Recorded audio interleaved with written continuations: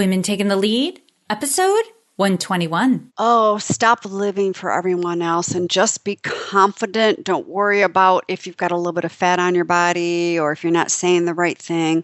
Just be, just go, and build that confident muscle. Hello, my name is Jody Flynn and welcome to Women Taking the Lead, where we are all about creating blasts of inspiration to help you overcome self-doubt so you can lead with confidence, integrity, and a sense of humor. Head over to womentl.com/recognize to reserve your spot in our upcoming webinar on how to be recognized and rewarded for the work you do. Now, your future awaits, so let's get started. Hello, everyone, and thank you for joining us today. I'm here with Kim B. Smith, who is a multi-talented CEO and business leader with a legacy of empowering thousands of women. From a corporate background in sales and marketing and over 20 years of experience in the fitness industry, Kim has gone on to become a #1 international best-selling author, with the book being one of the best-selling on Amazon for 2015. Kim combines her expertise with a passion to motivate and inspire other women to become top producers in their lives. And as CEO of Boudreau Smith Incorporated and KBS Publishing, her international speaking and coaching work has enabled thousands of women to benefit from her inspirational and empowering work.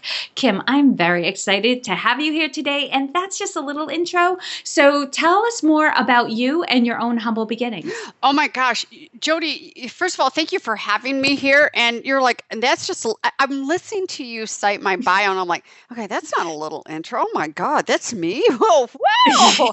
Okay, I guess it is. My gosh, oh my goodness gracious, my humble beginnings. I'm a girl that, I thought life would be so really rock and roll, super cool if I did what I thought society wanted me to do.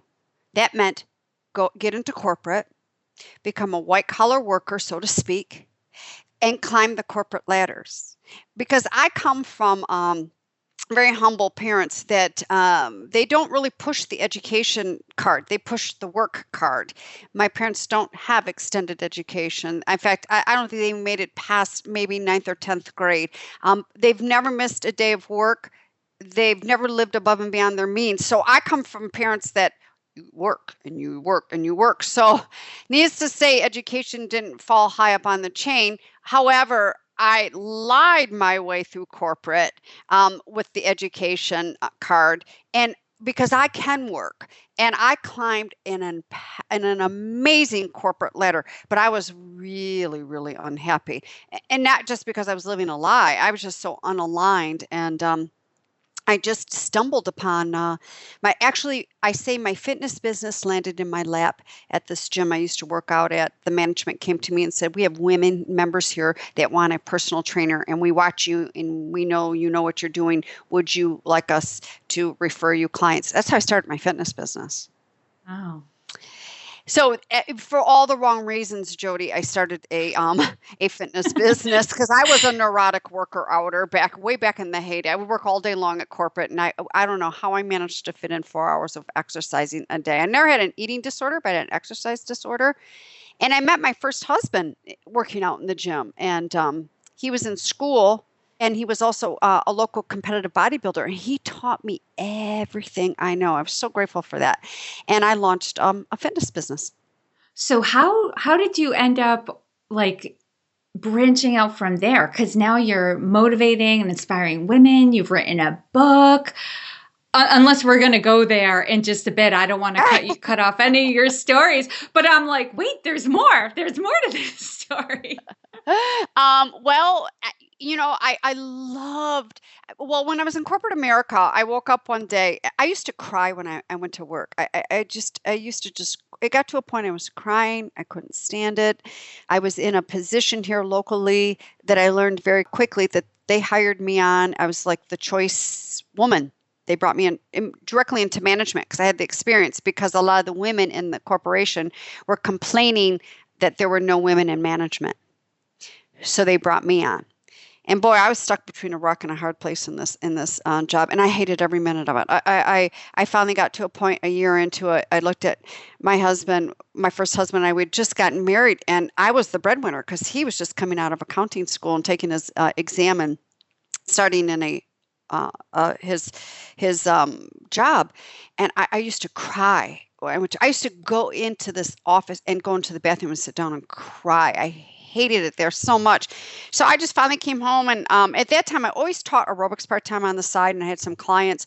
And he was leaving the fitness industry that put him through school and turned and said, you need to take over my clients. Let's talk to the people that own the business. And so I took over, and they took me under their wings. And that's how I pretty much really had a huge jump of starting my fitness business. Walked in one day to my corporate job, handed them a written letter, and I said, that is only a 2 weeks notice. And listen, I don't need to live out 2 weeks.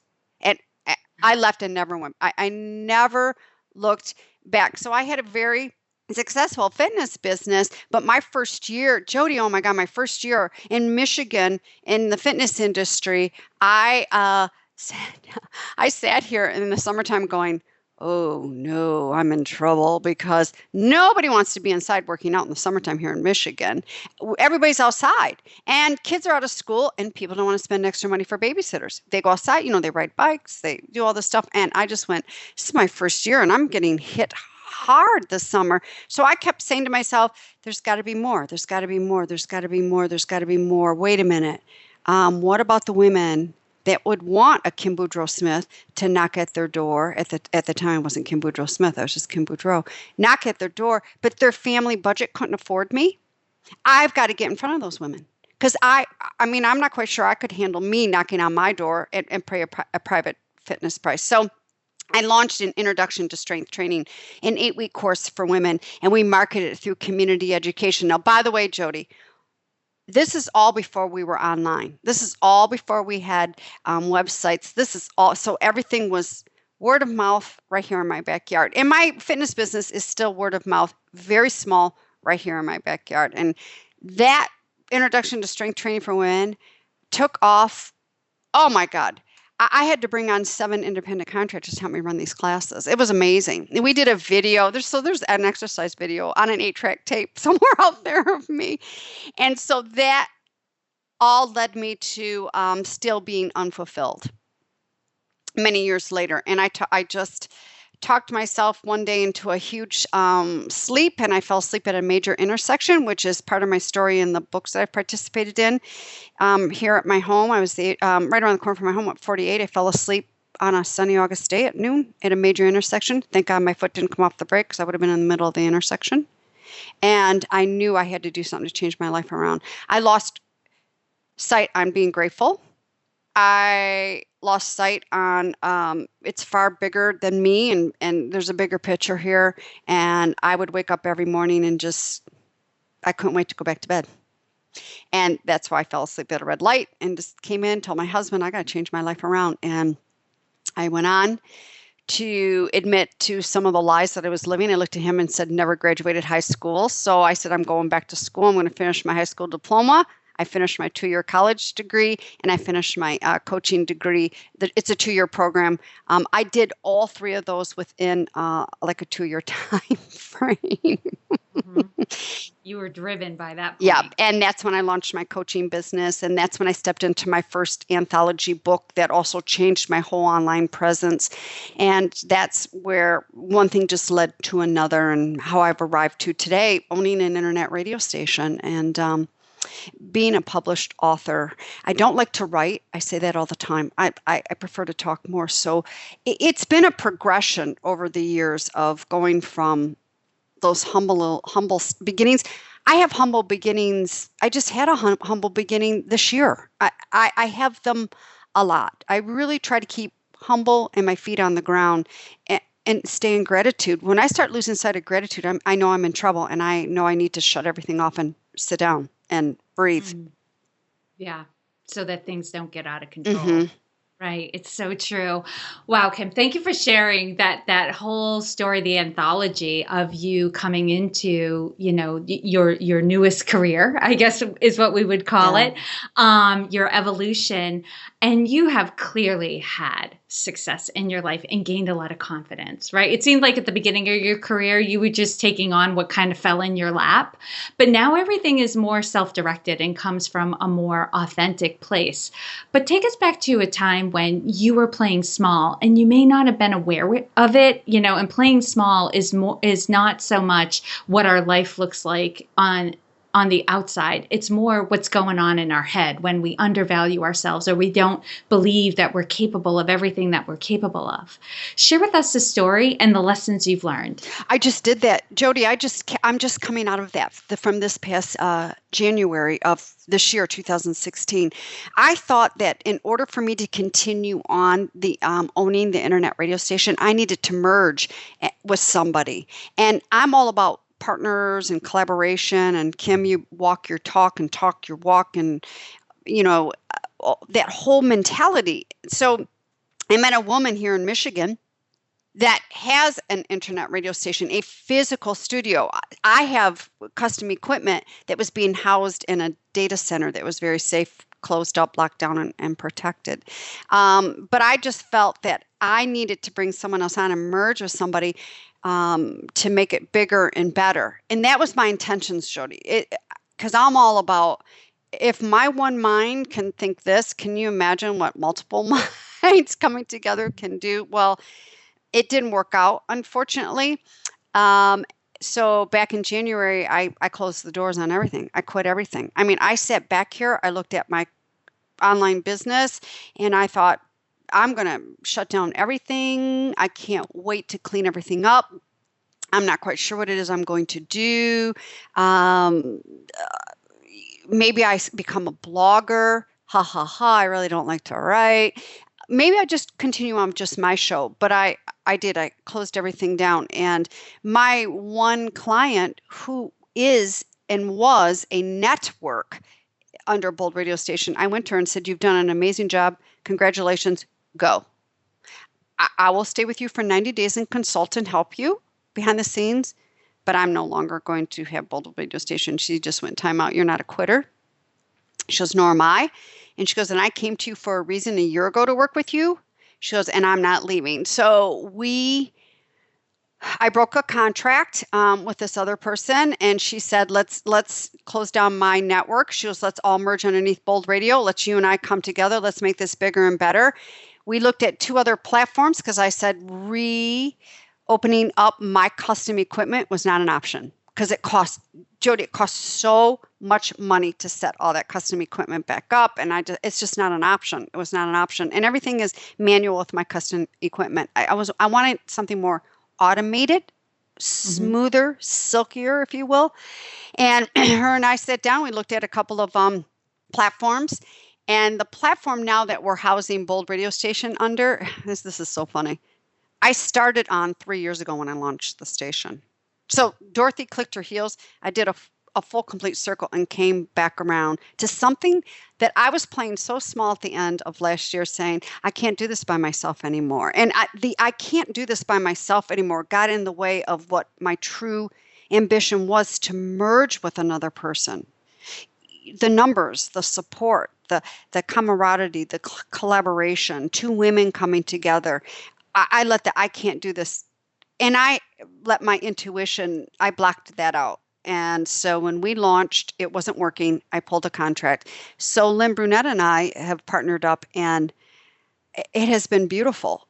But my words were keeping me small and forcing something, going into something that should never have happened. So let me get this right, Kim, that it was really the perspective that you were facing at the end of last year was that, you couldn't do it on your own anymore. And so you were seeking out a partnership when actually that was really just a negative way of looking at something else. Like a more positive way to have looked at it was, I'm ready for partnership. Yes. Yeah, absolutely. And it's interesting how the universe did deliver that, because I am in a partnership. I had to go through a tsunami to arrive to the proper partnership, but it was Jody, whenever I play small because of my language. Mm. I mean, the voice is the most powerful vibrational sound in the whole wide world. We come through the birth canal and as an infant, and the first thing a baby does, wah, when they come out, it's that sound. And our voices can either heal or they can harm. And I don't mean heal or harm towards others. I mean starting healing or harming just within us. And I look back, that is so amazing. You asked me that question. I look back and I'm thinking, boy, Kim, you were playing small by the language that you were telling yourself. Mm. Yeah, it's so true. We have to be very careful about the words we choose even when we're talking to ourselves. Yeah. Because it is very powerful. Well, thank you for that, Kim. But I'm going to pivot just a little bit because now I want to hear about a time when you had an aha moment or a wake-up call or an epiphany. For some people, it happens all of a sudden, but some people say it happens over time and suddenly things start clicking into place. So take us back to that moment if possible, but if not, give us the story and share with us the steps you took that led to your success. Gosh, I've had, Jody, I've had some, I think I'm one of the universe's child that is really stubborn. And when I have aha moments, I mean, they're huge. For an example, I have a closed head injury. I don't have hearing in my right ear. I lost that about 17, 18 years ago from a wakeboarding accident. Talk about a slam on the head to make me slow down. And even when I came out of all that living in vertigo, I got right back up. Boom, got right back in there. Still had not learned the lesson there and received the messages. I was in another situation where I got involved with a women's retreat, some feminine women's work, and I was at the retreat, and it was a Friday afternoon, all day Saturday, and all day Sunday. And Sunday afternoon, we were instructed to go out and walk on the land and contemplate, and here's a sheet of paper, and you can journal and stuff. And I was there because I was asking for peace within. I want peace within. It's like Dorothy clicks her heels. There's no place like home when home was always within. I want peace, So it started to rain, and I looked up at the sky, and I said inside myself, come on, God, all I want is peace within. And so I started to walk towards the cabin. I was going to sit down by the fireplace and journal in this moment. I looked down in the half grass, half dirt, and there was something there. And I'm thinking, a rock. So I bend over and I pick it up, and it was a peace sign charm that had been in that dirt for a while. Okay, well, you would think that would be an aha moment. And it was an aha moment at the time. But after that retreat weekend, I got back in my car and got right back at it. It wasn't until I turned 48 at that August sunny afternoon when I fell asleep behind the wheel. That was the pivotal aha moment where thank goodness I was close to home. I was coming from an appointment. I pulled up. It's noon. I got out of my red car and looked, it's your fault, red car. And I knew, that red car is poison. I got in my house. Jody, I knew in that given moment, I was living without passion. I didn't want to get out of bed anymore. I was 48 and a half, looking forward to turning 50.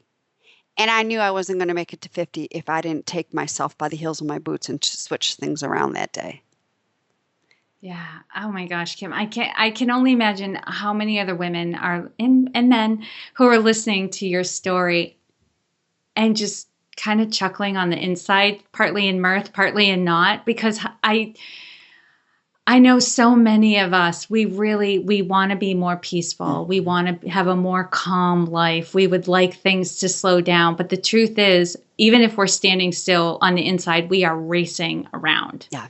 Right. And how ironic that you were looking for peace and you found it, but it was a stone with peace sign on it. I was really holding back from chuckling out loud on that one, but it was your sign. It was really there. And and there is a danger that if we don't pay attention to our bodies, if we don't pay attention to the signs around us, that we could get hurt. Yes. Yes, yeah. I don't think we're taking it serious enough. I know for myself, I need to be taking my self-care, my health, my well-being a lot more seriously than I have been. I think that is a huge issue. I'm going to pick on women, Jody, it's so ironic. Both you and I are women. We're females, and I work specifically with females. That's the biggest angst, the biggest challenge, the biggest everything that I hear women go through. And it's like, okay, really, it really is simple. I don't mean to minimize it, but it's simple. If we're going to schedule the doctor's appointment, then why are we not scheduling a 10-minute walk or a 10-minute meditation or or a bath? I mean, why are we not scheduling this stuff? And I get up early in the morning. I'm a morning person. And my husband and I, we don't have kids, so it's not like I have a house full of noise, but I get up before he gets up. I don't want to hear the walking around on the second floor above me because I meditate and then I'm going for that cup of coffee and my protein bar. And that time is my time. And then I either sit and I just look around, I read a book, but that is part of my routine. That's part of my schedule. And exercising too. And if I can't get a regular exercise in, if I'm out doing errands, I will park further away and walk into the store or whatever the errand is, just to get some movement and some fresh air. It's so important. It really is. But we need to schedule that stuff in. If we're going to schedule soccer games and dentist appointments, we need to schedule self-care time. And if you have young kids, and every time, I hear all my girlfriends when their kids were younger, they go into the bathroom to shower or something, kids, Mom, on the door. It's like, no, put a sign on the door.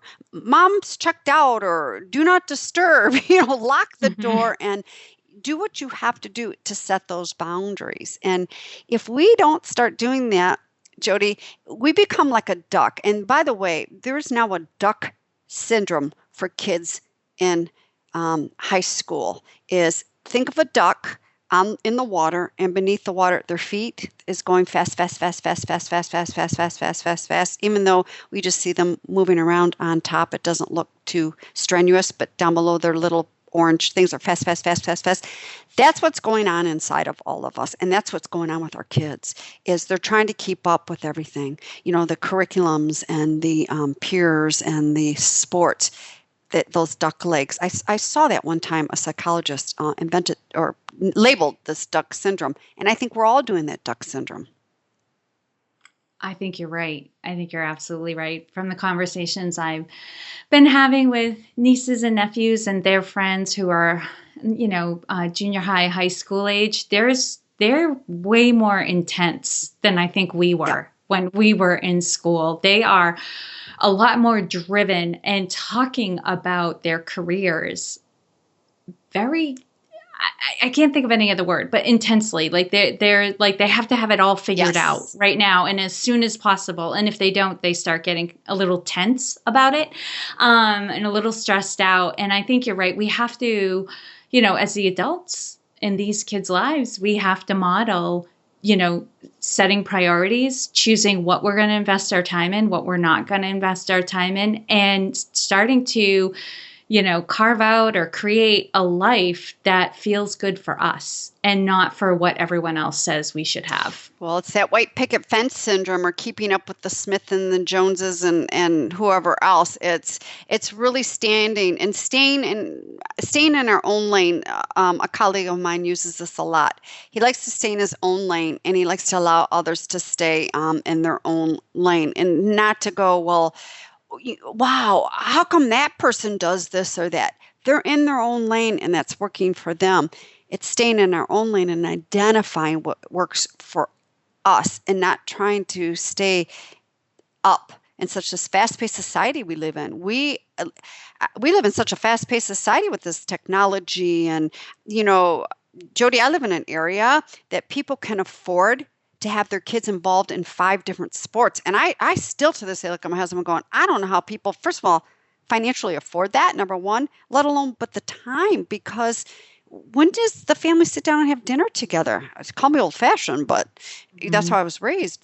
We sit down as a family together, and my husband and I, we sit down together and have dinner unless he has a late meeting, but we sit down and have dinner together every night.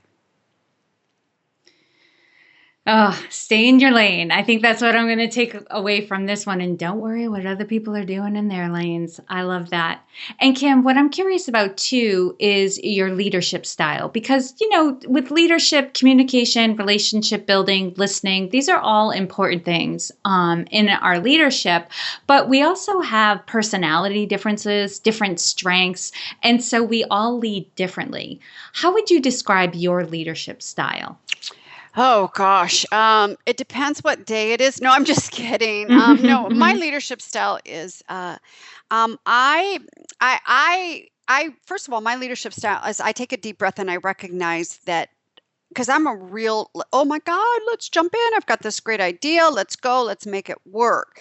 But as leading a team for the station, I remind my team that I'm not the owner of the station. We all are. We are a team. And I empower my team by allowing them to make executive decisions. Now, that would not be the first day on the job, of course. Once they get acclimated and they get situated in, I step back and I let my experts take over and make their decisions. I'm not going to tell my producers how to produce. They've been producing for 20 years.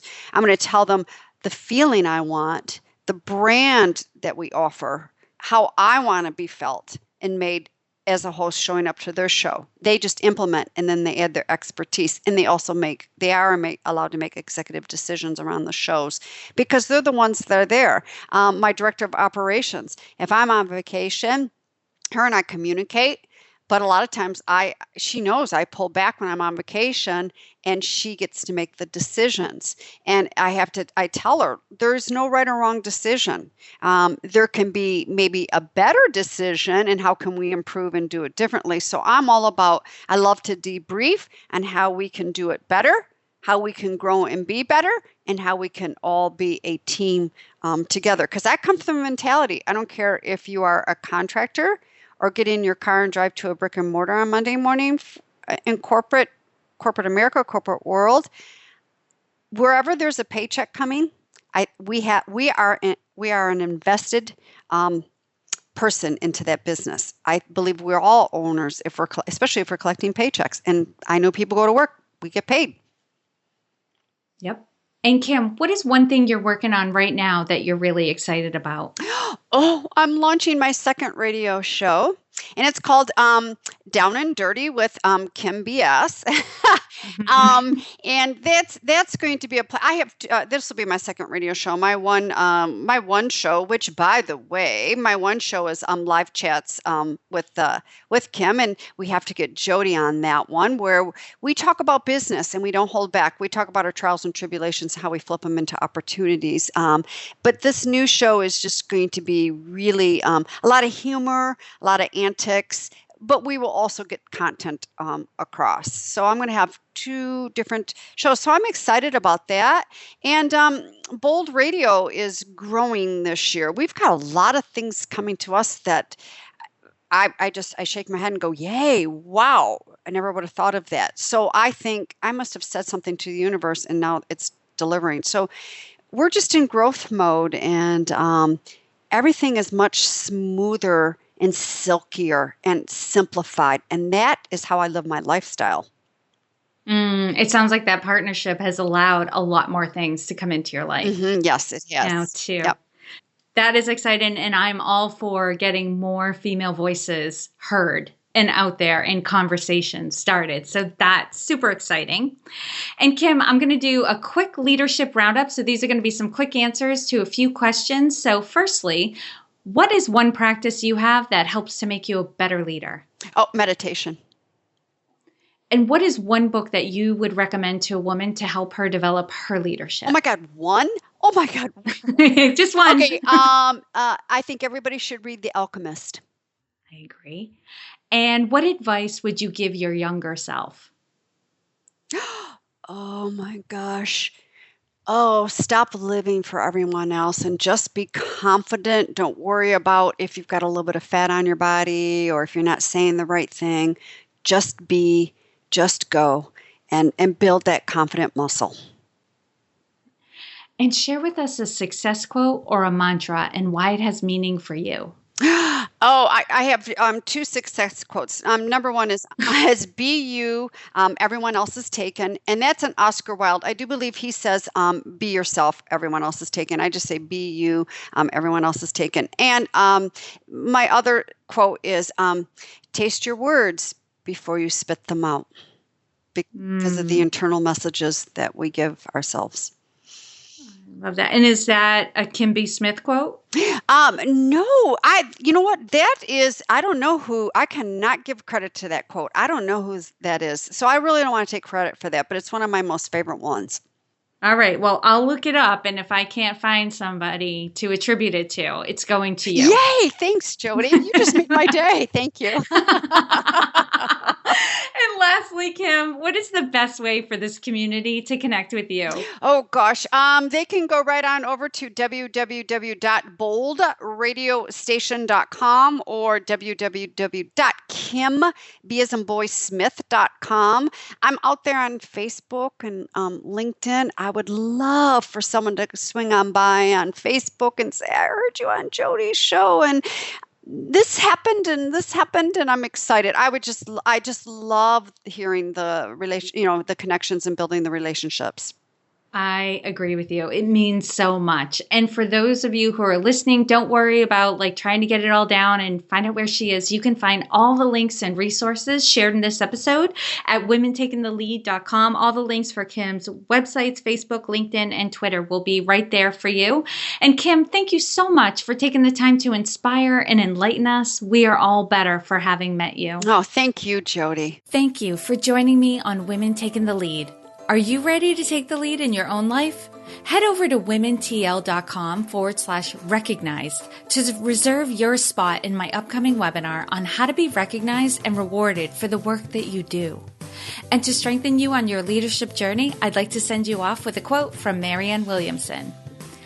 Our deepest fear is not that we are inadequate. Our deepest fear is that we are powerful beyond measure. It is our light, not our darkness, that most frightens us. We ask ourselves, who am I to be brilliant, gorgeous, talented, fabulous? Actually, who are you not to be? You are a child of God. Your playing small does not serve the world. There is nothing enlightened about shrinking so that other people won't feel insecure around you. We are all meant to shine, as children do. We were born to make manifest the glory of God that is within us. It's not just in some of us, it's in everyone. And as we let our own light shine, we unconsciously give other people permission to do the same. As we are liberated from our own fear, our presence automatically liberates others. Again, thank you for joining with me, and here's to your success.